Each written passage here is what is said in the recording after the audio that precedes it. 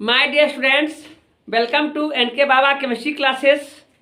हम आपको इस चैनल पर केमिस्ट्री के साथ साथ बायोलॉजी भी पढ़ा रहे हैं। और इतना ही नहीं, हिंदी मीडियम और इंग्लिश मीडियम दोनों अल्टरनेट करके, एक दिन इंग्लिश मीडियम का तो दूसरा दिन बायोलॉजी हिंदी मीडियम का, लेकिन केमिस्ट्री हिंदी इंग्लिश दोनों मीडियम रेगुलर पढ़ा रहा हूँ। अब मैं यह कहना चाहूँगा कि परीक्षा का बहुत बहुत कम समय रह गया है, लेकिन पढ़ने की आवश्यकता है, घबराने की आवश्यकता नहीं है।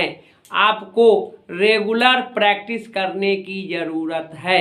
आप प्रैक्टिस करते हैं, आप रिवीजन करते हैं तो आपका यह जो है करंट स्टडी होगा और परीक्षा में जैसे ही क्वेश्चन पूछे जाएंगे तो आपको वहाँ पर आपका आंसर बन जाएगा। चूँकि आपका यह करंट स्टडी है, चूँकि अभी जो मैं बता रहा हूँ वो एनसीईआरटी का जितने भी पॉइंट्स है वह सभी को इम्पोर्टेंट पॉइंट को हमने यहाँ पर इंक्लूड किया है और यह काफ़ी इम्पोर्टेंट है। आप लोग बेधड़क हो करके, निर्भय हो करके और रेगुलर हमारे चैनल से जुड़ करके और पढ़ते रहिए। आप जानते हैं ना कि बूंद बूंद से तालाब भरता है। ये कई दिन की पढ़ाई आपके लिए कितना अच्छा मार्क्स देगा। आप ये भी जानते हैं कि करत करत अभ्यास के जरमती होत सुजान, रसरी आवत जात ते सिल पर पड़त निशान। यानी आप more practice, more experience, best knowledge और बेस्ट रिजल्ट। जो प्रैक्टिस करेगा ओकरे नॉलेज होगा, ज्ञान होगा, और जेकरा ज्ञान होगा ओकरे परीक्षा में अच्छा रिजल्ट आएगा, और जिसका अच्छा रिजल्ट आएगा वही दुनिया में नाम पहचान बनाएगा। तो आप जरा सोचिए कि वह समय आ गया है, समय को महत्व दीजिए और मन लगा करके पढ़िए।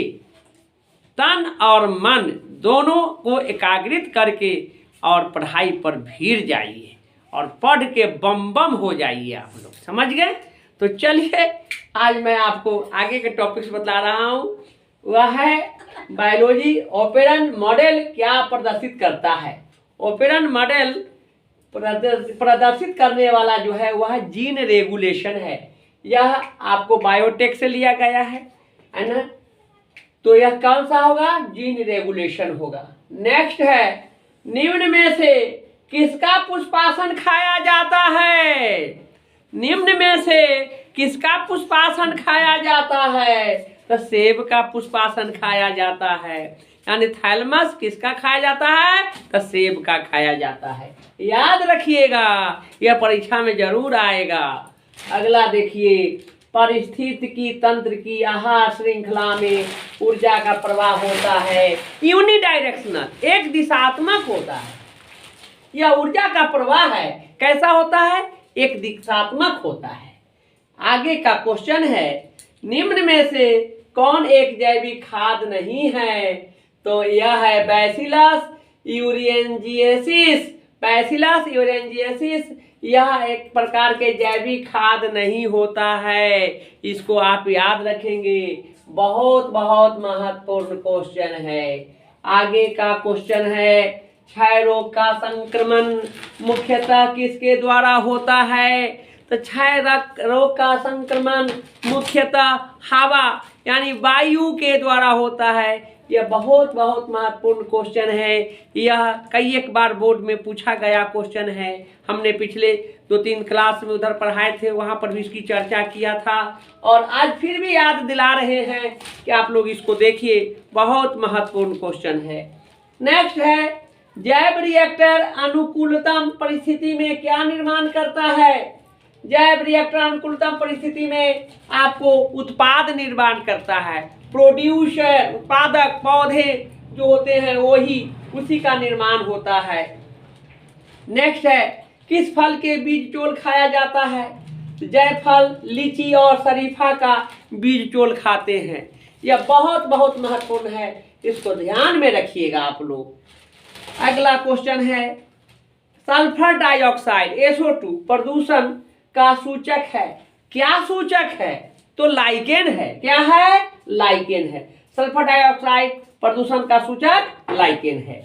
अगला क्वेश्चन, शहद का निर्माण कौन करती है? शहद का निर्माण कार्यकर्ता मधुमक्खी करती है। आप जानिए, एक मधुमक्खी, एक छाता जो होता है उसमें 60,000 कार्यकर्ता होता है और उसमें एक रानी होती है जो केंद्र में रहती है और कार्यकर्ता दूर दूर तक से आपको फूलों का रसास्वादन करता है और उसका परागकण नेक्टर उसको ला करके रानी के देह पर उगल देती है जिससे वह मध बनता है। तो आप जानिए कि यह वर्कर जो होते हैं उसके कारण, कार्यकर्ता वर्कर के कारण ही शहद का निर्माण होता है। प्राचीन में काल में देखिए शहद का कितना इम्पोर्टेंस है, बहुत बड़ी औषधि है, इससे शरीर का इतनी इसमें खनिज है कि इसके सेवन से बहुत तरह की रोगों का निवारण होता है। हमारे वैदिक जो इलाज होती है उसमें काफ़ी इसकी महत्ता को प्रकाश डाला गया है, इस बात को ध्यान में रखेंगे। तो यह आपको शहद का निर्माण करने वाला जो है कार्यकर्ता मधुमक्खी है। नेक्स्ट क्वेश्चन, निम्नलिखित में कौन सी बीमारी मुर्गियों में होती है? मुर्गियों में रानीखेत नामक रोग होती है और आप जानिए कि रानीखेत नामक रोग से मुर्गी मर जाती है, उसमें हैजा जैसा रोग होता है, पूरे के पूरे मुर्गियां मर जाती है, ढेर हो जाती है। यह क्वेश्चन 2011 में भी पूछा गया, बायोलॉजी का क्वेश्चन है, यहाँ भी हमने आपको रिपीट किया है एक बार। अगला क्वेश्चन, इडली में डोसा का आटा किस सूक्ष्म जीव के प्रयोग से बनाया जाता है? आप लोग तो जानते हैं इडली डोसा जो खाते हैं उसमें कि आटा में कौन सा सूक्ष्म जीव होंगे? तो आप जानिए कि उसमें ईस्ट होगा, फंजाई होते हैं, फंगाई जिसमें ईस्ट होता है जो आपको क्या करता है, उसके कारण इडली और डोसा बनता है जो काफ़ी टेस्टी होता है। यह खाने का आइटम है और यह काफ़ी पॉपुलर क्वेश्चन भी है, इसको ध्यान में रखेंगे। नेक्स्ट है, एगारोज किससे प्राप्त किया जाता है? एगारोज समुद्री घास से प्राप्त किया जाता है। एगारोज जो है समुद्री घास जिसमें आयोडीन पाया जाता है। पूछेगा कि समुद्री घास में कौन सा तत्व होते हैं, तो क्या कहेंगे? आयोडीन होता है ना। तो यह आयोडीन होता है और यह एगारोज में समुद्री घास से प्राप्त होता है। चलिए अगला क्वेश्चन देखते हैं, ऋतुस्राव चक्र किसमें होता है? तो जितने भी स्तनधारी प्राणी हैं उसमें ऋतुस्राव चक्र होता है, जिसमें मनुष्य, बंदर और चिंपैंजी बहुत पूर्ण है। इस बात को ध्यान में रखेंगे। तीनों में हमने यहाँ दर्शाया है कि ऋतुस्राव चक्र होता है। मासिक चक्र इसको कहा जाता है, मासिक धर्म कहा जाता है। यह जीवों में, स्तनधारियों प्राणी में होता है। आगे है, ऑपरेंट मॉडल किसने प्रस्तावित किया है? तो ऑपरेंट मॉडल जैकोब तथा मोनाड नामक वैज्ञानिकों ने मिलकर ऑपरेंट मॉडल प्रस्तावित किया है। नेक्स्ट है, द्विखंडन किसमें पाया जाता है? द्विखंडन अमीबा में और पैरामीशियम में होता है। यह जनन की क्रिया है जिसमें शरीर टूट करके 1 से 2 बनता है, 2 से 4 बनता है। इस तरह से विभाजन हो करके नए जीवों का निर्माण होता है।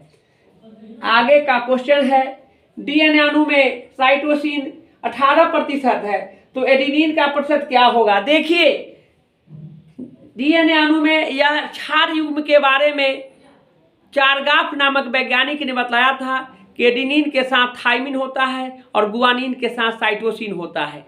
एडेनिन और थाइमिन, यदि एडेनिन आपको जानिए कि साइटोसिन है आपको 18%, तो साइटोसिन के साथ गुआनिन होता है तो 18% आपका गुआनिन भी होगा। तो 18 36 100 में से 36 घटा देंगे तो बच जाएगा 64 जो बचेगा तो उसमें एडेनिन और थाइमिन का जोड़ा लगेगा।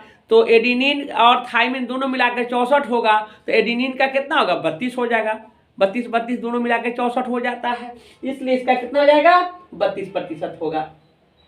नेक्स्ट है, बिडाल परीक्षण किसकी पुष्टि के लिए किया जाता है? टाइफाइड रोग के लिए। टाइफाइड रोग एक प्रकार का बुखार है जो मनुष्य के आंत में होता है, जो अशुद्ध पानी पीने से होता है, बासी खाना खाने से होता है। तो इस बात को ध्यान में रखिए, यह खतरनाक रोग है, यह बहुत ही कम ठीक होता है। जिस व्यक्ति को यह टाइफाइड रोग होता है, आंत में बुखार लगता है, वह धीरे धीरे कमजोर होकर के सीरियस हो जाता है और अंततः मर भी जाता है। तो टाइफाइड का कारण क्या है? अशुद्ध खाना खाना, बासी खाना खाना, पानी अशुद्ध पीना। तो बाजार के जो भी हम लोग जो खाना खाते हैं, आइटम लेते हैं, पानी पीते हैं, वह शुद्ध थोड़ी रहता है। ये सबसे वर्जित करने की आवश्यकता है। चलिए नेक्स्ट क्वेश्चन है आपको, HIV निम्न में से किस कोशिका पर आक्रमण करता है?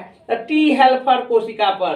HIV टी हेल्पर कोशिका पर क्या करता है? आक्रमण करता है। तो इस तरह से बहुत बहुत बढ़िया बढ़िया क्वेश्चन हम NCERT का रखा है और काफ़ी अच्छा क्वेश्चन है। आप लोगों को ज़्यादा इसमें घबराने की बात, एक बार मेरी वीडियो को देखिए और बार बार उसको 5-10 मिनट का तो है ये है, देख देख करके आप लोग और इतना ये हो जाइए कि एग्जाम में जाइए और बढ़िया से लिख के चले आइए। और यह 100% एग्जामिनेशन के लिए मैं पढ़ा रहा हूँ, इस बात को ध्यान में रखिए। और मैं केमिस्ट्री के साथ साथ बायो भी आप लोगों को पढ़ा रहा हूँ। यह बड़ी खुशी की बात है। अब काफ़ी आप लोगों को मैंने परेशानी को दूर कर दिया है। और अब क्या चाहिए?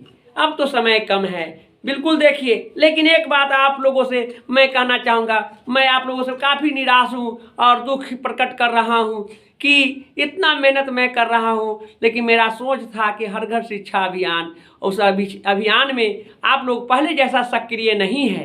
पहले जितने अच्छे ढंग से सक्रिय थे, जहाँ पर मुझे कमेंट्स मिलता था, देखने को व्यूज आता था, उतना व्यूज नहीं है, लाइक नहीं आ रहा है, वैसा सब्सक्राइब नहीं हो रहा है।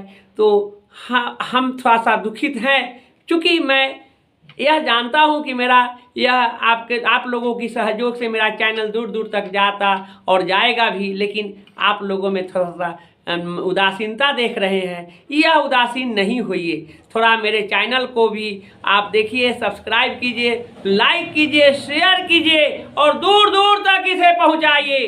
तब बाबा केमिस्ट्री क्लासेस का नाम रोशन होगा और मैं आप लोगों से हमेशा हमेशा आप लोगों के साथ रहकर आप लोगों को अच्छा से अच्छा बनने का कामना करते रहूँगा। यह मेरी वादा है। आप लोग इस चैनल से जुड़ करके और मन लगा के पढ़िए, हर कदम पर मैं आप लोगों के साथ हूँ। चाहे वह आपको +6 to 10th एजुकेशन हो या 11 to 12th हो या गवर्नमेंट जॉब के लिए आइए, जहाँ पर BPSC SSC है ना, ये सारे रेलवे बैंक की जितने भी है सारे में मैं हूँ आप लोगों के साथ। मेरे चैनल से जुड़े रहिए और अपने भविष्य को बनाइए, सुनहरा उज्जवल भविष्य बनाइए। और साथ ही साथ मैं आप लोगों को आगे बढ़ने का भगवान से भी कामना करता हूँ। तो आप इस बात को नहीं भूलिए, मेरे चैनल को दूर दूर तक भगाइए, उसको बहुत दूर तक ले जाइए, ताकि मेरा भी गर्व होगा कि मैं अपने बच्चों के, मेरे स्टूडेंट्स, मेरे प्यारे बच्चे लोग भी मेरे लिए भी कुछ कर रहे हैं, जिससे मेरी दुनिया में प्रशंसा और पहचान हो रही है। तो आज के लिए मैं इतना ही रखता हूँ, फिर मैं कल आप लोगों से मिलूंगा और इसी तरह से मैं आप लोगों को हमेशा मोटिवेट कर करके पढ़ा करके आगे बढ़ाते रहूँगा।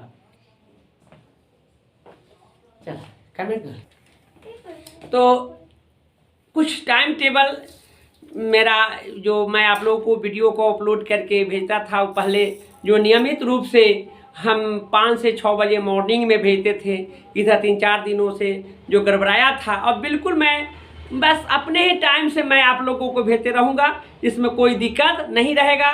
वह 5 बजे से लेके 6 बजे मॉर्निंग में मेरा रेगुलर आप लोगों को वीडियो जाएगा और आप लोग शीघ्र ही आप सबको देखेंगे और लोगों को दिखलाइए। और मैं विशेष क्या कहूँ, हम जानते हैं कि कुछ टाइम टेबल गड़बड़ाने से भी यह आप लोगों को मतलब नहीं समय से देख पाते थे, लेकिन अब जो है 5 और 6 बजे सुबह मॉर्निंग के टाइम में जो पहले आप लोगों को वीडियो आप लोगों को भेजते थे, उसी टाइम में अब आप लोगों को रेगुलर वीडियो जाएगा। और इस बात को आप लोग ध्यान में रखेंगे, इसको पढ़ते रहिए, विशेष मैं क्या कहूँगा।